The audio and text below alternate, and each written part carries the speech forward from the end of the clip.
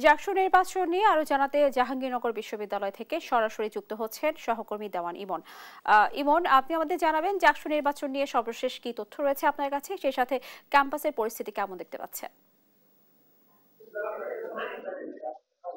স্নেহা, আপনাকে ধন্যবাদ। আজকে কিন্তু জাকসু নির্বাচনের যে মনোনয়নপত্র যাচাই বাছাই সেটি কিন্তু শেষ হচ্ছে এবং ৪টার পরবর্তী সময়ে কিন্তু নির্বাচন কমিশন থেকে জানানো হয়েছিল যে সেই খসড়া যে মনোনয়ন বাছাইয়ের যে খসড়া তালিকাটি সেটি কিন্তু আজকে প্রকাশ করার কথা রয়েছে। তবে এখনো পর্যন্ত কিন্তু সেটি প্রকাশ করেনি। আমরা সেটির জন্য অপেক্ষা করছি। কিছুক্ষণের মধ্যে হয়তো নির্বাচন কমিশন সেটি প্রকাশ করবে এবং সেখান থেকে কিন্তু আজকে যে খসড়া তালিকাটি দিবেন এটি কিন্তু আগামী ২ দিন কিন্তু সেখানে প্রত্যাহারের একটি সময় থাকবে এবং ২৮ তারিখে কিন্তু সেই সময়টি শেষ হবে এবং এরপরে কিন্তু চূড়ান্ত যেই তালিকাটি মনোনয়নের সেটি কিন্তু প্রকাশ করা হবে এবং আমরা এখানে এখন দেখতে পাচ্ছি যে নির্বাচন কমিশন এখনো পর্যন্ত এই যে নির্বাচনের যে জাহাঙ্গীরনগর জাকসু নির্বাচনের যে অস্থায়ী কার্যালয় সেখানে কিন্তু তারা এখনো পর্যন্ত যে ঘোষণার যেই প্রক্রিয়াটি সেটি শুরু করেনি। এখানে গণমাধ্যম কর্মীদের থেকে শুরু করে অন্যান্য যারা রয়েছেন তারা কিন্তু অপেক্ষারত রয়েছেন যে আজকে যত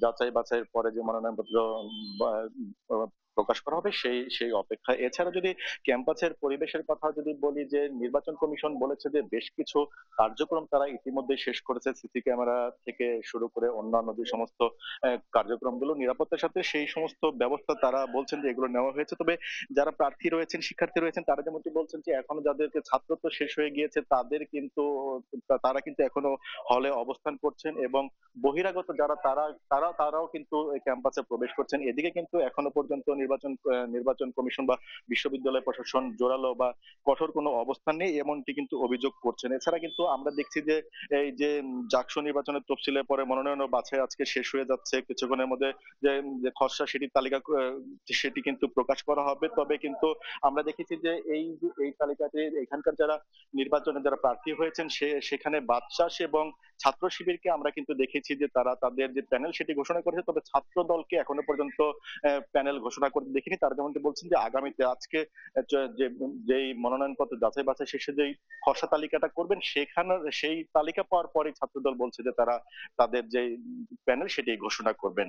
এই ছিল আমার কাছে জাকসু নির্বাচনের সর্বশেষ তথ্য। স্নেহা। ইমন, আপনাকে ধন্যবাদ।